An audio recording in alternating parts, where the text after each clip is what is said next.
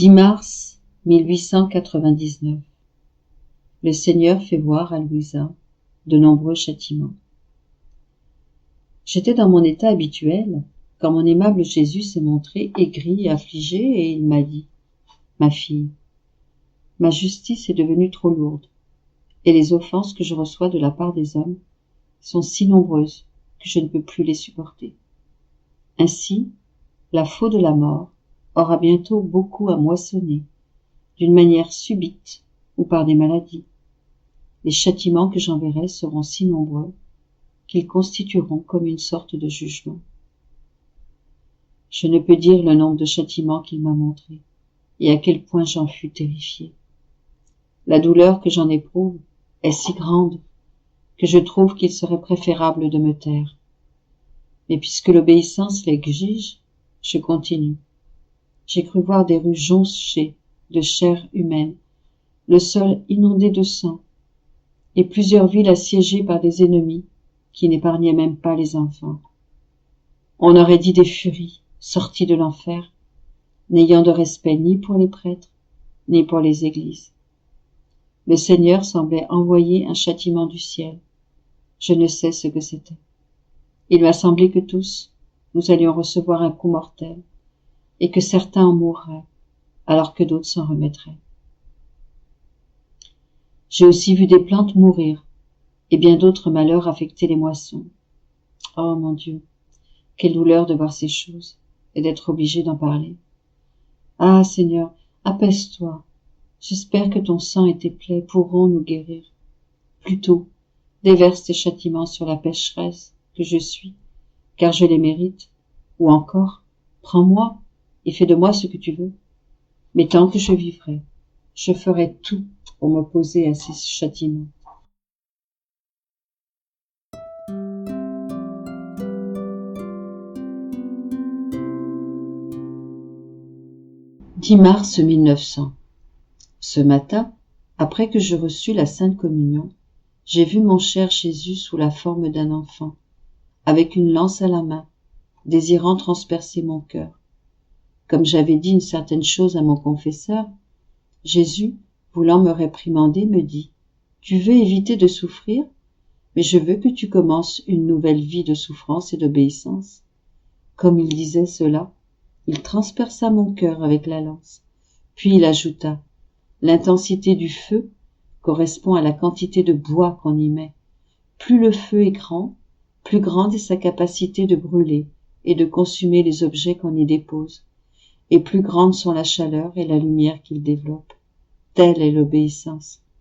Plus elle est grande, plus elle est capable de détruire dans l'âme ce qui est matériel. Comme à une cire molle, l'obéissance donne à l'âme la forme qu'elle veut.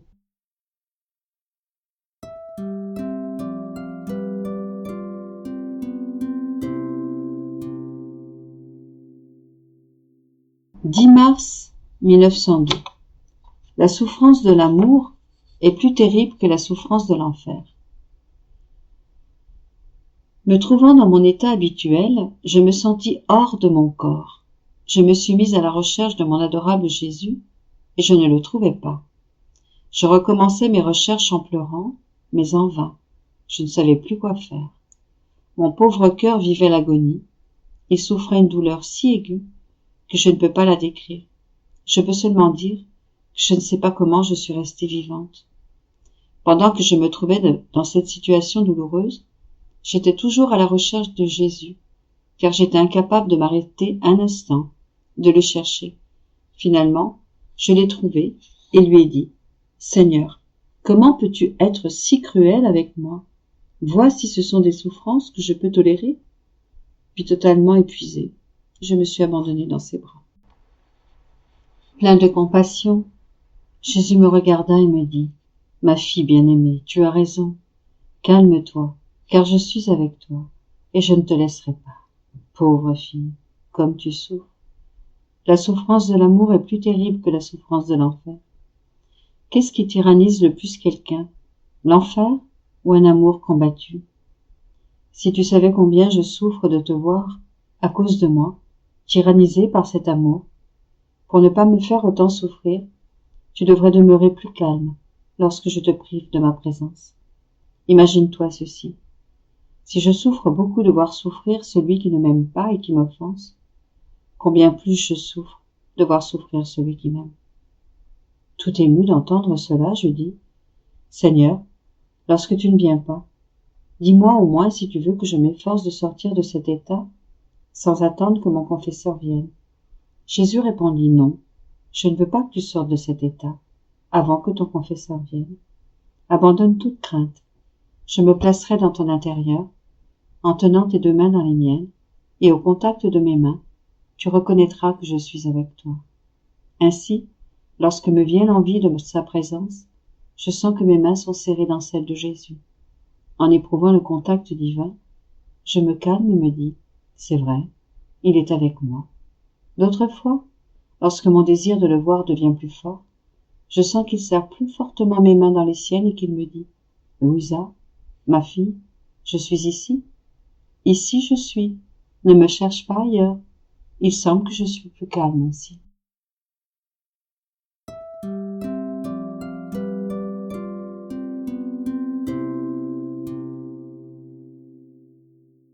« 10 mars 1909. Le Père fait un avec Jésus.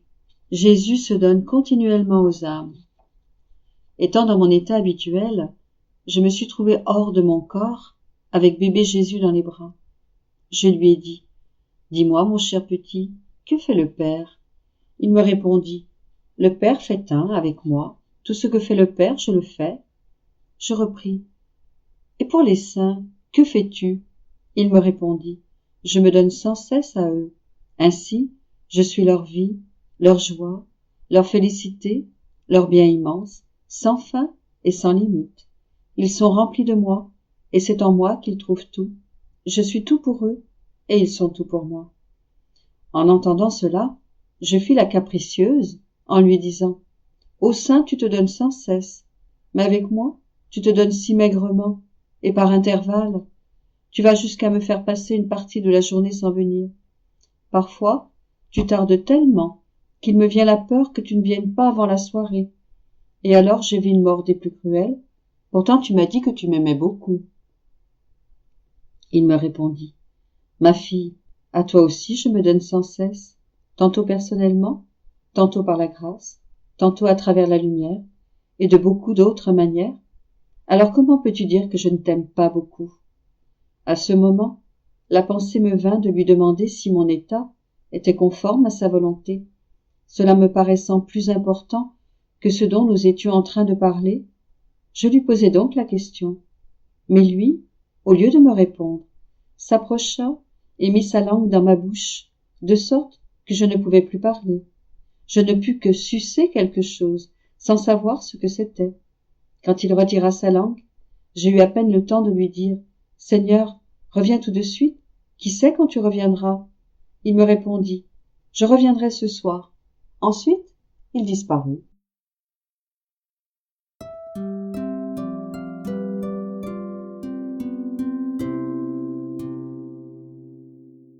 10 mars 1922. Effet universel produit par les actes faits dans la divine volonté. La créature qui vit en elle est reine de tout. Je faisais les heures de la passion, comme d'habitude. Je m'immergeais dans la sainte volonté de Dieu, en offrant tout pour le bien de tous.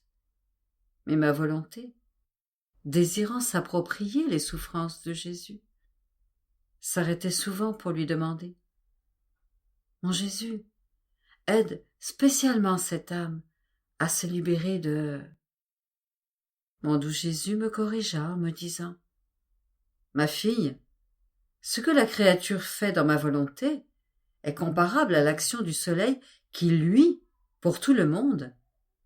Par la prière, dans ma volonté, l'offrande de mon sang, de mes souffrances et de mes plaies, se transforme en de multiples rayons de lumière qui éclairent tous et chacun. Ces rayons pénètrent jusqu'aux coins les plus profonds du purgatoire, pour transformer en lumière les ténèbres et les souffrances des âmes qui s'y trouvent. Les bienfaits peuvent être les mêmes pour tous, mais si les âmes n'en profitent pas, toutes également, la différence ne vient pas du donneur, mais plutôt des dispositions des receveurs. Le soleil diffuse sa lumière et sa chaleur à tous les habitants de la terre, sans exception, puisque ses rayons éclairent et réchauffent sa surface en tout point. Mais qui en profite? N'est-ce pas ceux qui travaillent? Quelle terre produit du fruit? N'est-ce pas celle qui a été ensemencée? Les autres sols, même s'ils reçoivent la lumière du soleil, restent infertiles. De même, il n'existe pas de distinction dans ma volonté. Elle irrigue tout, se diffuse partout, et désire se communiquer à toute créature. Il suffit de la désirer. Ces paroles m'avaient affligé. Aussi, Jésus ajouta: Oh, tu aimerais être à la place du soleil et diffuser ta lumière et ta chaleur à forte dose, en un point précis du globe, de sorte que ce point deviendrait une réplique exacte du soleil, tout en permettant à ce dernier de répandre ses bienfaits sur la terre. Je répondis: Oui, oui, c'est exactement ce que je ferai, pour témoigner ma gratitude. Jésus sourit et enchaîna: Si c'est le cas, fais-le. Mais puisque ma volonté domine tout, est partout et soutient tout, qu'elle est connue au ciel, sur la terre, et même des démons, personne ne peut l'arrêter. De même, l'âme qui fait ma volonté doit dominer tout, être partout et soutenir tout, et je veux qu'elle soit connue de tous. Et moi, mon amour, personne ne me connaît, moi. Et lui: Comment personne ne te connaît? Tous les anges et tous les saints te connaissent, sans exception, et ils sont à l'affût de chacun de tes actes dans ma volonté, car ils ajoutent tous une note des plus harmonieuses à chacune des actions qu'ils ont faites dans le passé, leur procurant un surcroît de splendeur et de béatitude. Et toutes les âmes du purgatoire te connaissent, puisqu'elles sont soulagées par la fraîcheur que leur procurent les actes faits dans ma volonté. Les démons, eux, reconnaissent en toi la puissance de ma volonté. Quant à la terre, si elle ne te connaît pas aujourd'hui, elle te connaîtra plus tard. Avec la créature qui fait ma volonté, j'agis de la même manière qu'avec ma céleste maman. Je l'ai établie reine de tout, et j'ai ordonné à toutes les créatures de la reconnaître et de l'honorer comme leur reine. Quant à elle, je lui ai demandé d'écraser avec son talon la tête du dragon infernal. J'agis pareillement avec ceux qui vivent dans ma volonté. Tout leur est soumis, et ils sont la source de tout bien. « 10 mars 1927. Dans la création, Dieu donna aux hommes le droit de posséder le royaume de la divine volonté. Comme d'habitude, je suivais les actes de la volonté suprême dans la création. Arrivé au moment où Dieu créa l'homme, je m'unis aux premiers actes parfaits, accomplis par Adam, et je continuais, après qu'il eut péché, à aimer et à adorer, avec la même perfection qu'il aurait eue dans l'unité du fiat suprême. Mais, en faisant cela, je me disais: est-ce que nous avons droit à ce royaume de la divine volonté? Et mon doux Jésus, se manifestant en moi, me dit: Ma fille, tu dois savoir qu'Adam, avant de pécher, accomplissait ses actes dans le divin fiat. Cela veut dire que la Trinité lui avait donné possession de ce royaume. Pour pouvoir posséder un royaume, il est nécessaire qu'il y ait quelqu'un pour le former, quelqu'un pour le donner, et quelqu'un pour le recevoir. C'est la divinité qui l'a formé et donné, et c'est l'homme qui l'a reçu. Adam possédait donc ce royaume, et le divin fiat depuis le moment de la création. Et comme il était le chef de la génération humaine tout entière, toutes les créatures ont reçu ce droit de possession.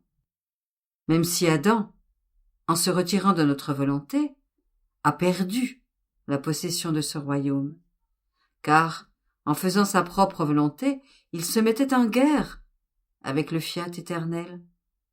Et le pauvre Adam, trop faible pour livrer bataille, et sans une armée capable de lutter contre une aussi sainte volonté, dont la force est invincible, et qui possède une formidable armée, fut vaincu, et perdit le royaume que nous lui avions donné. La force qu'il possédait avant la chute était la nôtre, et il disposait même de notre armée. Après son péché, sa force est revenue à sa source, et l'armée l'a abandonné pour se mettre à notre disposition.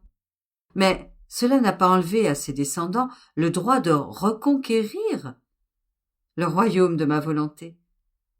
C'est semblable à ce qui pourrait arriver à un roi qui aurait perdu son royaume après avoir perdu une guerre.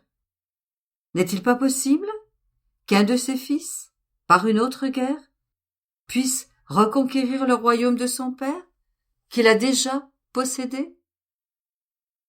C'est moi, le divin vainqueur, qui suis venu sur terre, afin de reconquérir ce que l'homme a perdu. Et après avoir trouvé quelqu'un à qui donner ce royaume, je restaure sa force, et je place à nouveau mon armée à sa disposition, afin de maintenir l'ordre et la gloire dans ce royaume. Et quelle est cette armée? Merveilleuse et formidable armée qui maintient la vie de ce royaume. Elle est formée de toute la création. En chaque chose créée, la vie de ma volonté s'est dédoublée. Comment l'homme pourrait-il perdre l'espoir de reconquérir ce royaume? S'il avait vu disparaître totalement cette invincible armée de la création, l'homme aurait pu dire alors que Dieu avait retiré de la surface de la terre sa volonté qui vivifie, embellit et enrichit son royaume, et qu'il n'y avait plus aucun espoir que ce royaume puisse lui être rendu. Mais, aussi longtemps que cette armée de la création existe, ce n'est qu'une question de temps avant que nous ne trouvions quelqu'un qui veuille le recevoir.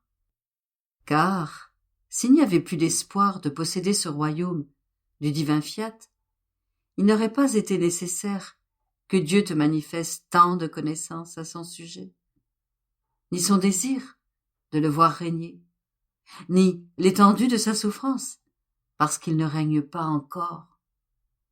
Lorsqu'une chose est impossible, il est inutile d'en parler, et je n'aurais eu par conséquent aucun intérêt à te dire tant de choses concernant ma divine volonté. Le simple fait d'en parler est donc le signe que je veux en redonner la possession. «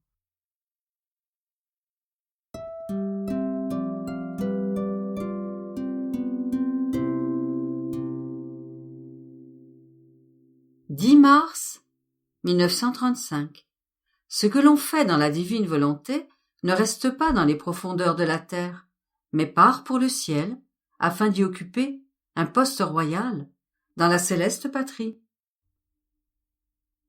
Je retourne toujours dans la mer interminable de la divine volonté pour y prendre ces gouttes qui nourrissent, conservent et font grandir sa vie que je sens en moi, de sorte que chacune de ces vérités est un repas céleste et divin que Jésus me donne pour me nourrir. Et chaque vérité du fiat suprême est une partie du ciel qui descend en moi pour m'entourer et attendre que j'accomplisse mes actes pour les porter dans la céleste patrie. J'étais dans sa divine lumière lorsque mon bien-aimé Jésus m'a refait sa petite visite et m'a dit « Ma bienheureuse fille, le ciel est toujours ouvert pour celle qui vit dans ma volonté. Elle se penche et fait avec la créature ce qu'elle est en train de faire. Elles aiment, travaillent, prient et réparent ensemble. Ma volonté aime tellement ces actes accomplis ensemble qu'elle ne les laisse pas dans les profondeurs de la terre, mais les apporte jusque dans le séjour céleste pour le mettre à leur poste royal, telles des conquêtes faites dans le bas monde qui lui appartient comme à sa créature bien-aimée. Ce qui est fait dans mon vouloir appartient au ciel. La terre n'est pas digne de le posséder. Et combien grande sont la sécurité et le bonheur que la créature acquiert en pensant que ses actes sont tous au pouvoir du divin fiat, qu'ils se trouvent au ciel comme étant sa propriété, non pas humaine, mais divine, et qu'ils attendent celle dont ils veulent former la cour et la couronne de gloire. L'amour, la jalousie et l'identification de ma volonté avec ses actes sont si grands qu'elle ne veut même pas les laisser dans la créature, mais qu'elle les conserve en elle-même comme partie de sa vie et de la créature afin d'en profiter et d'avoir le plaisir d'être aimée, et comme une avance de la gloire qu'elle lui donnera dans la céleste patrie. Ces actes, accomplis dans ma volonté, racontent l'histoire d'amour entre le Créateur et la créature, et il n'est pas de plus grand plaisir que d'entendre raconter combien j'ai aimé, combien mon amour en arrive à des excès, jusqu'à m'abaisser moi-même, à vouloir faire avec elle ce que fait la créature.